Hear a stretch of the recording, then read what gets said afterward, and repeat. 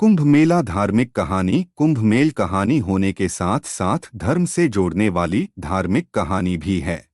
हिंदू सनातन धर्म में कुंभ मेले का बहुत महत्व है, जिसके लिए लाखों श्रद्धालु भारत के चुनिंदा पवित्र स्थानों में जाकर नदी में स्नान करते हैं, जिनमें से एक जगह प्रयागराज भी है।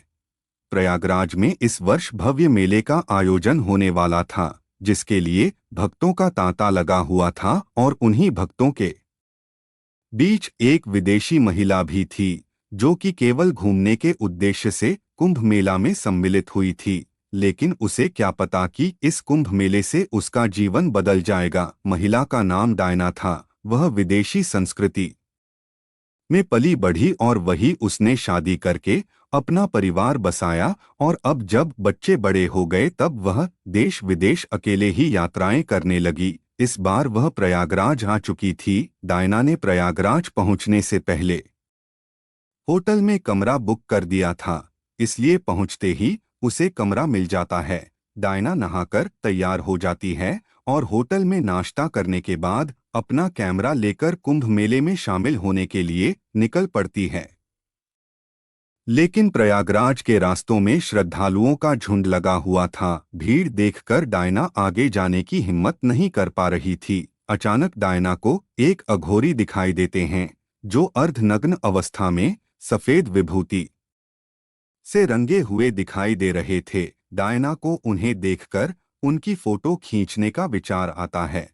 वह अघोरी के पास पहुंच जाती है और अपना कैमरा चालू करके उनके सामने खड़ी हो जाती है, और जैसे ही वह फोटो खींचती है, वह आश्चर्यचकित हो जाती है, क्योंकि अघोरी कैमरे से दिखाई नहीं दे रहे होते। डायना कुछ अंदाजे से कुछ फोटो खींचती है, लेकिन अघोरी का प्रतिबिंब फोटो में नजर नहीं आता। डायना को लगता है कि उसके कैमरे में कोई खराबी हो गई होगी, इसलिए वह चेक करने के लिए कुछ आने जाने वाले लोगों की भी तस्वीर खींचती है, लेकिन उनकी तस्वीर साफ साफ दिखाई दे रही होती है। तो फिर अघोरी में ऐसा क्या था जो उनकी तस्वीर नहीं आ रही थी? डायना अघोरी के पास जाकर उनसे बात करना चाहती है, लेकिन अघोरी भक्तों की भीड़ में आगे बढ़ते जाते हैं। डायना भी उनका पीछा करने लगती है और धीरे धीरे आगे बढ़ती जाती है।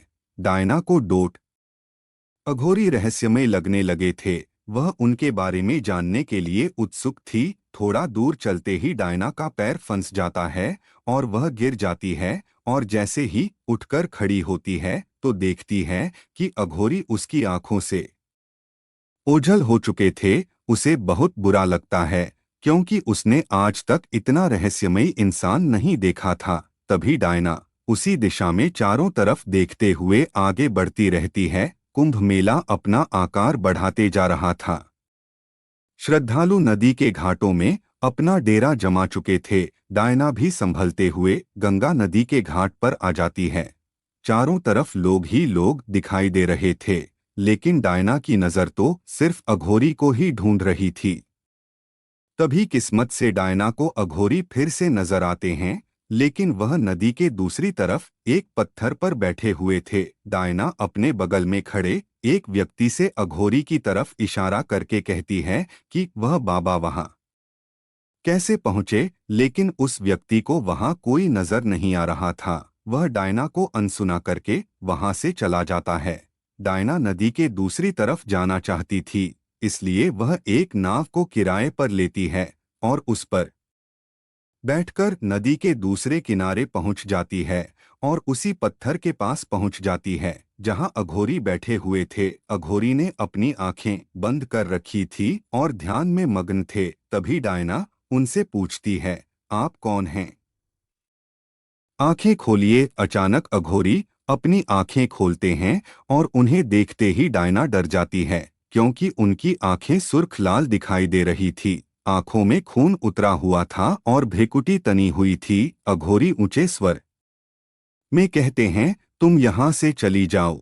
वह अघोरी से बात करना चाहती थी, लेकिन वह हिम्मत नहीं जुटा पा रही थी। डायना के दिमाग में अघोरी को जानने की उथल पुथल चल रही थी। अघोरी अपने क्रोधी बर्ताव से डायना को दहशत दे चुके थे। डायना अघोरी के सामने बैठ जाती है और कहती है, जब तक आप अपने बारे में कुछ नहीं बताएंगे मैं यहाँ से नहीं जाऊंगी। डायना की तीव्र इच्छा की वजह से अघोरी का हृदय परिवर्तन हो जाता है और वह डायना के सर में हाथ रखकर पल भर में उसे अपने बारे में सब कुछ बता देते हैं। डायना आंखें खोलती हैं और वह शून्य हो जाती है।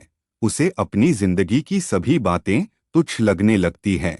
उसने जो जीवन जिया था वह किसी जानवर की तरह नजर आने लगता है, क्योंकि डायना सत्य को समझ चुकी थी। डायन ने अघोरी की शक्ति से देख लिया था कि और भी खूबसूरत जीवन है जिससे हम वंचित है, और अब डायना भी वह पाना चाहती थी। डायना अघोरी के पैरों में गिर जाती है और उन्हें कहती है, आप मुझे भी अपनी तरह बना दीजिए। अघोरी कहते हैं, नामुमकिन, यह साधना महिलाओं के लिए नहीं है और इसमें अपने जीवन को त्याग कर सत्य के मार्ग को अपनाना पड़ता है, जिसमें सांसारिक जीवन से जुड़ी हुई विषय वस्तु से सारे रिश्ते खत्म करने होते हैं।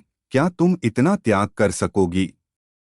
डायना मन बना चुकी थी कि वह अब अघोरी की तरह ही जीवन जिएगी, इसलिए वह पूरे आत्मविश्वास से अघोरी की शिष्या बनने को तैयार हो जाती है। अघोरी कोई इंसान नहीं बल्कि एक शक्ति थे।